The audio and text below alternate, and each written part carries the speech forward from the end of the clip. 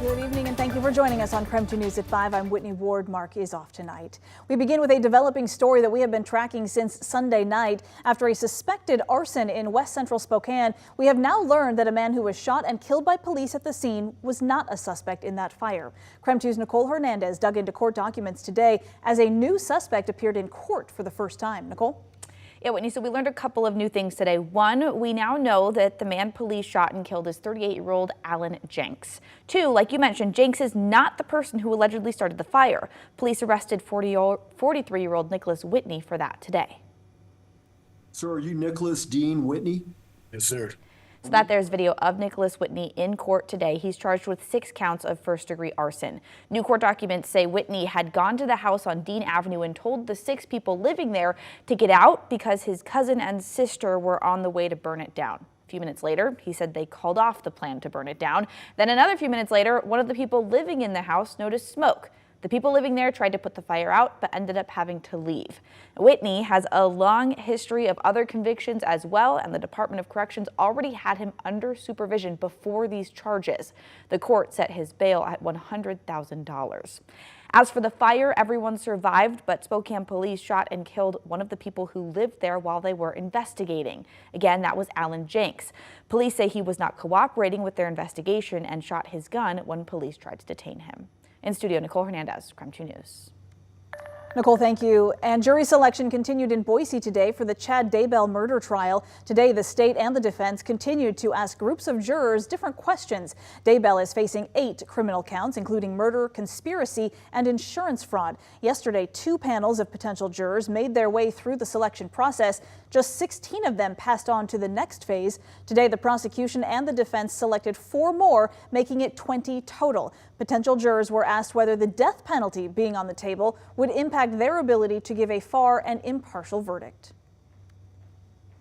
Staying on the west side, bail remains at $5 million for Janet Garcia. She is the Everett woman who is accused of killing her 4-year-old son, Ariel Garcia. His body was found in Pierce County on Thursday night. Police say he was stabbed multiple times. Garcia's attorney made this argument in court today.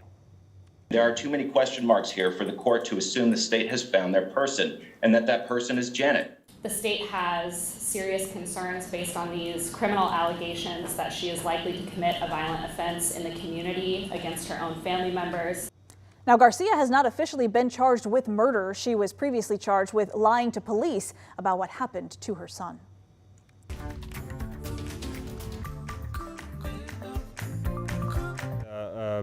An honor to be appointed, so I don't take it very lightly. It's a big responsibility, but I'm excited for the future.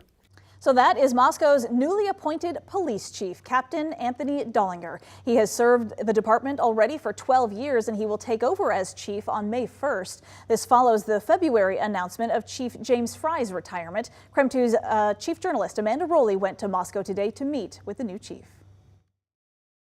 Being chief of police is something Captain Anthony Dollinger thought might be a possibility someday. Well, that someday has arrived, and he's looking forward to serving as Moscow's new chief of police. As the newness of spring begins to bloom in Moscow, changes are also coming to its police department. Well, I'm humbled. This is quite an honor. Captain Anthony Dollinger is stepping into a role that's several years in the making, Moscow's new chief of police. So has it hit you yet, though? Not quite. Not quite. I think the closer we get to May 1st, it'll certainly become real. Dollinger brings 17 years of law enforcement experience to the job, a career that started after graduating from the University of Idaho. I was one of those kids that came up here for college, and I just never left. I fell in love with the area and ended up putting down roots and started my career at the sheriff's office, and here we are 22 years later. Finding new ways to serve the community he loves is what inspired him to become chief.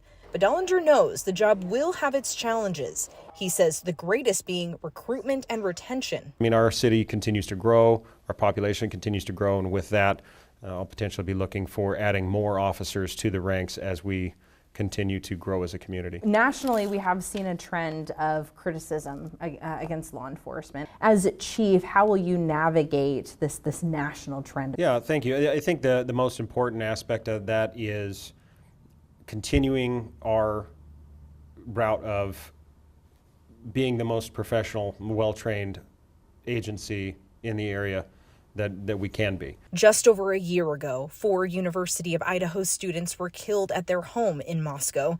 As the public information officer at the time, Dollinger says the national attention that year was difficult for the agency and the community. It was something that we weren't particularly prepared for. No one suspected that story would be evolve into what it did. How would you describe the Moscow community's relationship with the police department? We're very lucky in this community, and we're sitting in this building because of that support. By May 1st, Moscow's flowers will be in full bloom, and Dollinger will begin the newest chapter of his career. Dollinger's first order of business will be to fill his former position as captain and the position of a retiring captain. Reporting in Moscow, Amanda Rowley, KREM 2 News. Just into our newsroom, WSU women's basketball standout Charlize Ledger-Walker has just hit the transfer portal. According to reports, the senior AP All-American honorable mention is moving on. This comes after she sat out the end of the season after suffering a torn ACL. Although Charlize is a senior, she still has 1 COVID year of eligibility left on the table. Now, this is a developing story. We'll make sure to update you just as soon as we learn more. In the meantime, though, let's take a quick break from the headlines. Let's talk weather with our chief meteorologist, Jeremy Legoo. Jeremy, I have to tell you, I actually almost washed my car today, and then I thought, what am I thinking? Why would I do that?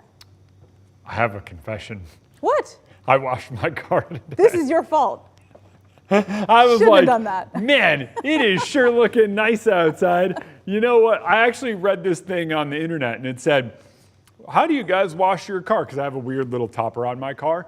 And one of the guys said, well, here's what I do. I take the money I would spend on a car wash and fire up the hose in my driveway and then wash it in my driveway, go to the nearest burrito store and eat a burrito while looking at my clean car.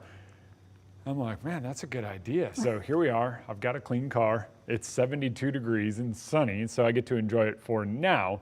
But it is very likely that by tomorrow, I'll be going, oh man, why did I do that? But here it is, our next storm moving in. We've got a little bit of moisture already working its way through Vancouver Island, making its way down into the Olympic Peninsula. Eventually, we wind up getting some of that energy, and it comes as storms overnight. They are down in the Palouse, Pullman, Moscow. You're kind of in it. Central Idaho. Really, it's going to be farther south. Then as we get into the day tomorrow, a bulk of that rain activity stays a little farther south.